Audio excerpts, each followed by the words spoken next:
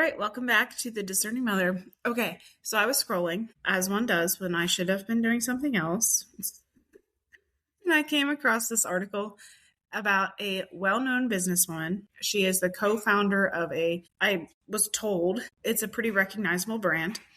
And she sat down with, I forget who originally published it, but she sat down and said, like, I am a 3-hour max mom. Okay. And when I read that, I was just like, ugh. Like that, first off, her children eventually will read that. And what is that going to make them feel about themselves? Second off, it's so, like, what is she missing out on, right? And, the comments, right? In the comments, everybody was saying, you're so brave for saying this. Thank you for your honesty. This is so relatable. Finally, somebody is saying what I've been feeling. And as I'm sitting there reading it with like kids in the background, chickens, like, I thought, like, we have to talk about this. And this is not something that I love talking about because I don't feel like this is my expertise, but God put it on my heart. So I'm going to publish this episode and pray that he does whatever he needs to do with it. All right. So first off, I understand what she's feeling with the overwhelm, with the ambition that she has, the desires. I get it. Like, I truly get it. And I think it's also important to recognize and to bring to mind that she has a team that is able to support her. And so many people don't have that. So again, I am not at all discounting the importance of like that quote village, of having other people give care to your kids, of having other people love your kids. Like, obviously that's super important. But I do want to speak about what is rightly ordered. Like, what is God calling us into, right? And so we're going to go into neuroscience. We're going to go into a bit of scripture. And then we're going to talk a little bit about personal stories with this. Okay? And so just a little bit of background. We live on a farm. We have a farm-based business here. We've been at this for, I don't even know how long, 12 years now. And have had kids for the majority of the time that business has been going. And even when I was at my busiest with the farm business, I taught riding lessons every single day. Even when I was at my busiest, when I had 2 kids, I still brought my kids with me. Why? Because I felt like it was so important that I be near them. They're nursing, they're little. It's important for them to be outside. There were so many different reasons. And thankfully, again, our lifestyle allowed that.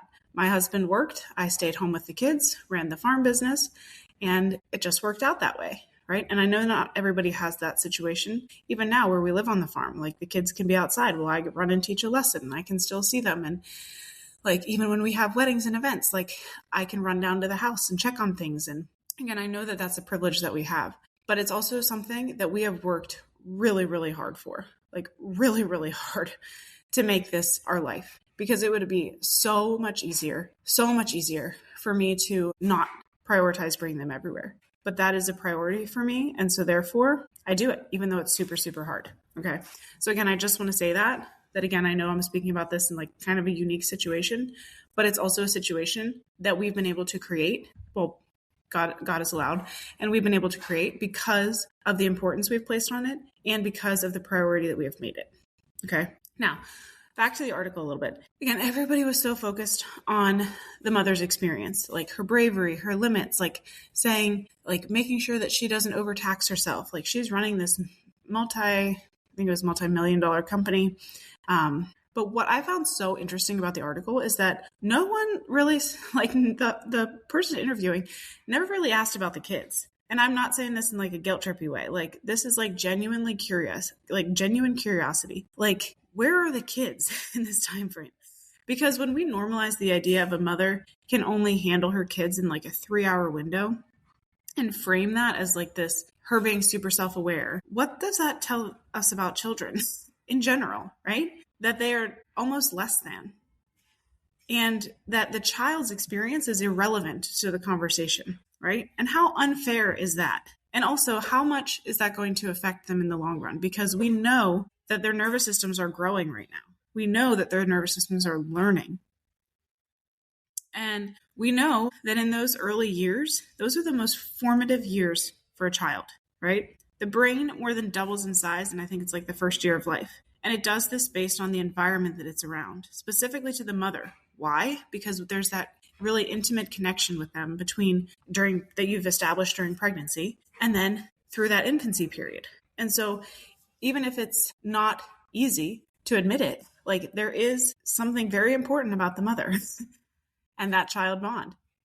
And obviously there's always going to be these extraordinary circumstances where maybe God forbid somebody passes away and the mother passes and is no longer able to care for the child. That's obviously a different situation, but I'm speaking generally based off of this article specifically. Right. And so with a child, especially up until around the age of 7 to 10ish, your child's brain is literally constructing itself around you. Like, yes, you specifically. It's constructing itself around your warmth, your attunement, your presence, and those things are going to shape literal brain structures, the amygdala, the prefrontal cortex, and the hippocampus. These are all structures of the brain that are literally shaped by early caregiving, right? And primarily, this comes from that mother, especially during that breastfeeding bond, right? That sensitive, that presence, those help those brain structures grow and develop well. And when there's this chronic absence or like inconsistency, the child will spend time, years, trying to fill that without really ever knowing why she feels the way that she feels. And so like I see this literally every single day with the women that I work with. These are high achieving, like super ambitious, go-getter women who, one, cannot receive. They cannot receive compliments well. They cannot receive money well. They cannot receive advancement well. They know that they deserve it. Like logically, they understand that they deserve it.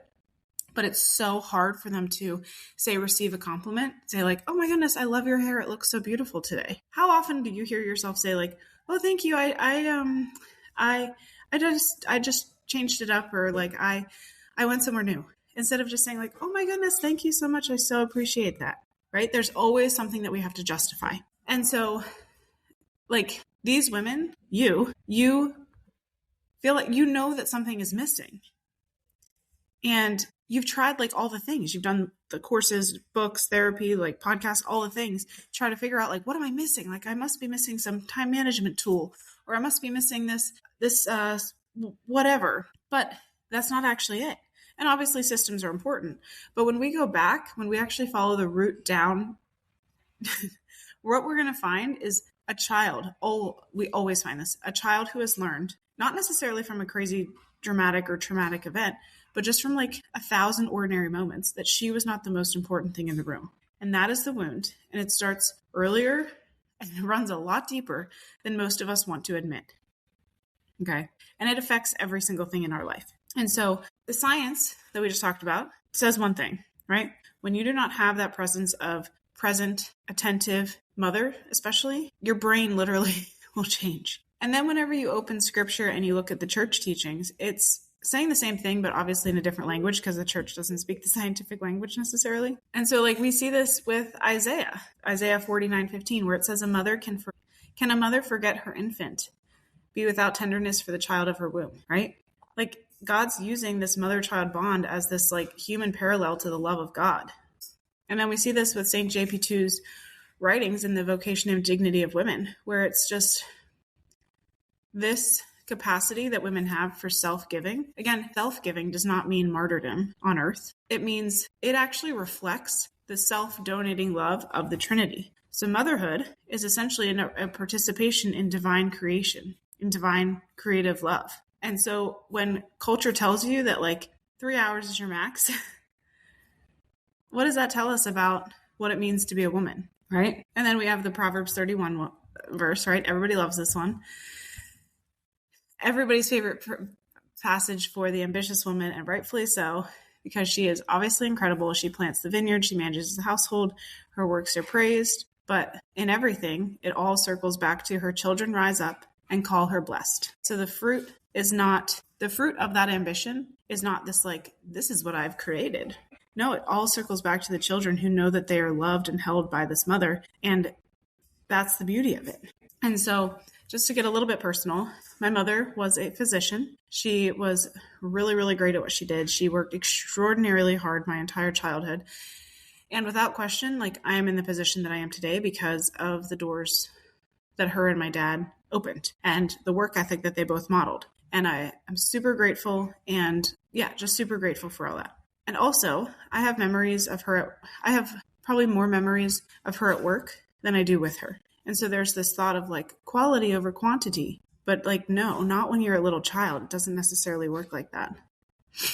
Right? Because the memories I have of her at home are memories that were like her being present, but mentally she was maybe somewhere else. And that doesn't mean like she was necessarily thinking about work, but maybe she was so tired from work that she couldn't be attentive and like super present with me. And again, this is not at all saying that she did this intentionally or she did this to be a bad person. She obviously did not. At the time, she felt like she was doing exactly what she needed to do in order to provide for us. And obviously she did provide for us. And again, so grateful for that. But it also led to the sense of like, me feeling I'm not worth more than the thing that she's thinking about. And that was never, ever her intention. But intention does not reach a child's nervous system, right? Simple presence does. As an adult, we understand intention. Like, I know right now that my husband is at work for 8 hours or 9 hours, but he still loves me and wants to spend time with me. And his intention is that when he's done with work, he's going to come home and spend time with me, even if that only is like an hour or two at the end of the day. So again, logically, I understand that intention, but children do not understand that intention. They just physically, like literally, they cannot comprehend it. And so the child does not interpret your choices through the lens of like love. She interprets them through the lens of what her body feels when you're actually there. Right? And these wounds that we all have grown up with, whether our parents were present or absent, and most of the women that I work with, their parents were not necessarily super present. The child, again, they show up. These wounds continue to show up. I know that for myself. They showed up in my first few years of running my other business. I massively undercharged. So 12 years ago, it was longer than that now, unofficially. So we'll say about 15 years ago, I was teaching horseback riding lessons. And when I started teaching horseback riding lessons, I had them come to my facility. They were about 75 minutes long. They used my horses, all my tack, all my stuff. I charged $20. And the first lesson was free. $20. And naturally, I had so many people lining up at my door because, of course, they're like $20 for a horse lesson. Like, yeah, private lesson. Yeah, sign me up. And then about 2 years later, I was like, okay, I'm going to raise my price to $25. And I remember telling people, and they were like, oh, okay, I'm not sure if we can afford $25. And I was like, oh, if you can't afford it, it's okay. Like, you can still pay the $20. It's a $5 difference, right? And then I remember I was at $25 for a while. And then probably about 5 years later, I was like, okay, I'm going to raise my price to $30. And that went over okay because I wrote like this letter and everything. And I'd been starting to work on my own mindset. And then about 2 years later, this was in like 2020, I was like, okay, I need to actually make more money because I'm spending so much time working. I have 2 little babies. Like, I need to make this happen. So I remember I raised the price to $35. And when I sent out that letter to my clients or my students, I was like terrified they were all going to leave. And most of them didn't bat an eye. They were like, sure, $35. Like, that's still so cheap for a private horse lesson. One of them, though, came up to me and she was like, I'm not sure that we're going to be able to afford $35 for a lesson a week because her grandmother helps her with this and she's on a fixed income. And that extra $5 really makes a big difference. And this was the first time, because I had started doing my own work with this, that I finally held my ground. And I was like, I understand that, but I have to make sure that I have a profitable business so that I can keep the business running, because otherwise I don't have a business. Otherwise I can't pay for these horses. I don't want to have any business. And eventually she was fine with it and continued. And now, all these years later, for a 45-minute private lesson on my site, on site, whether you use my horse or not, I charge $85 and people pay it because I only work with people who want to pay that much. And that is because of the wounds that I have healed, because I no longer need to look for that affirmation or to be said, to know that like, I'm okay, that I'm good enough. Right. Okay. And so bringing this all back, went on a little tangent there. One of the sweetest memories of my mom and her being a working mom is whenever she would bring me into her office, whether it be because I was sick or something was going on. And I remember sitting in her office and she had this little alphabet game and we would play the alphabet game. She'd come in between patients. She'd be like, hey, is everything okay? And I remember it was like so much fun because even though like, yes, she wasn't sitting in there playing the game with us. She checked in on us every 15 minutes. She brought us snacks. She made sure we had things. I remember she brought us, back in the day, whenever they had to actually write out prescriptions, she gave us little jobs where she was like, you sit here and pull out these little pharmaceutical advertisements out of the prescription pads. And it was so much fun, like, because she found ways to bring me into her world. And that mattered so much to me because it told me like, I'm not a burden. Like I belong here. Like, and that I am good. And that like, I can be here with you. Right. So what does rightly ordered ambition actually look like? Because I think when somebody hears like, oh, we just need to put you need to put your family first. They think everything else needs to just go to the wayside. And we think like linen apron, sourdough starter, like it never dies. Mine always dies. And if that's beautiful, if that's what God's calling you to, that's beautiful. But that's not necessarily my life. And that's not the lives of so many of the women that I work with. My life involves many kids, a lot of animals, 2 businesses, running this podcast and doing all the business stuff, and making sure that our house is running well, making sure the farm is running well, making sure that my kids are on the farm with me, that they are learning from me as I'm trying to run things and have calls with clients. And it's only by the grace of God and by changing my mindset around this that it has been working, right? And so all of this has been because of a decision, not because like I have everything figured out or because I'm this like perfect person, but it's because I genuinely believe that my children are watching and my kids watching me work is part of their formation. They are learning what it looks like to have a mission and to tend to that mission and then also set clear boundaries. So for example, closing the laptop and coming to be with like the people who matter most. So having one sit on my lap while I do a call. Because I can do both things. And obviously, if I was like a neurosurgeon, that would not be the case. So I'm speaking to a very select group of people here, obviously. But like, if you're listening to this, you are my people. You are somebody who can design the web pages with your baby sitting beside you. You are somebody who can, who is a great VA, all while making sure that your little one does her homeschool, right? Like you are the person who can do and hold both things. And right now you just have to figure out how do you hold both of those things really well, because you know that that's what God's calling you to, right? And so all of this to say, like, I obviously hold boundaries with them too. So if somebody wants a banana for like the 10th time during a call, like the answer is going to be no. And I'll say, I'll get it for you when I'm done, because this is a boundary. And this is something that's so important as they grow up, right? To learn, like, first off, emotional IQ, to be able to read the room, to be able to see, like, is this a good decision for me to do this right now? Maybe yes, maybe no.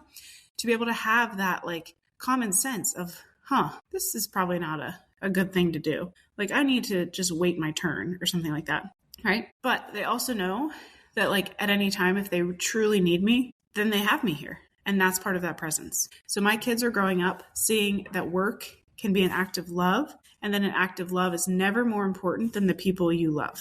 Both things that are held together without one devouring another, like that's what I'm trying to give them. And it's obviously I'm not perfect, right? But it's that consistency, that consistent, I'm here for you. What I'm building is not more important than you. You are part of what I am building. It is because of you that I have the courage to build this. It is because of you that I have the skills to build this.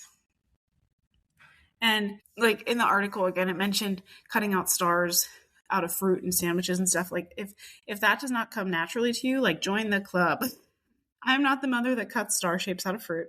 I have never made a bento box in my life, though I love to eat them. And like, that's okay, because I'm the mother who, when it counts, like is there for my kids. I am the mom who has asked Jesus on multiple occasions, so many occasions, to give me the heart of his mother, because mine was not naturally built for all of this. It is a skill that I've had to learn. It's a grace, right? Again, I'm not the mom who spreads out like that brown paper on the tables and creates these cool mazes and like arts and crafts and stuff for the kids. Like that is not necessarily me, but I am the mom who will sit and read to them and will be present with them and will take them on adventures. Like we literally just got back from going to a park and going for a hike together, right? Now I'm doing a little bit of work And then we're going to go back outside and play. All of that. That's not a good closing. So here's where we want to close up. Like this woman in this article, she's absorbed this cultural message that has said that she is a 3-hour max mom, right? And that's okay because she has so many skills in the business side of things that she needs to really prioritize those. But again, that's not how God created us. And I can't speak to this person's specific situation. I am not God. I do not know what his plan is for her life. But I can tell you that when things are rightly ordered, it works well. Things work well. But you were not made to manage, your kids were not made to be managed in like these rationed increments. You were made to form them, to be consistent, to be firm, to be warm, to be that signal that says that like you are loved, you are worthy. So like in this day and age, yes, it's so much easier for a woman to build a massive company, to have massive change in the world. But it's also so important that she stays grounded in what is her primary vocation. If she chose to get married, if you chose to get married, then that primary is to serve your husband well. And obviously that means what it means. It doesn't mean like that you just are a servant, right? We don't even need to get into that. But if he's also called you to that, then that means that you need to be open to life and to raising your children well. And if he's also called you to business, then like serve the mission that God has put on your heart, because that's so good. It's so real and it matters. But you also need to let your kids know in those like small, ordinary ways on a random Tuesday that they are not competing with your mission on earth. They are not competing with the business that you are building. If anything, they're helping you grow the business more because it matters so much more. They matter so much more to you because the child who grows up knowing that she is the most important thing in the room, if done correctly, she does not become this entitled, spoiled brat. She becomes so rooted, so confident, so aware that she is loved, that when she grows into a woman, she will not spend her life trying to earn worthiness because she already knows that she is God's beloved child. Yes, that means she has to still work hard. Yes, that means she still has to do what's put in front of her. But it doesn't mean that she needs to strive to be good, to be worthy, to be able to receive, right? And that is the legacy. That is what you actually want. And you have to build it on purpose. So if this episode hit home for you, please share it with all of your friends. Again, I know it's a little bit of a different take for me. I don't usually get super controversial, but for some reason, I just felt like this is something that I had to speak on. All right, we'll see you next time.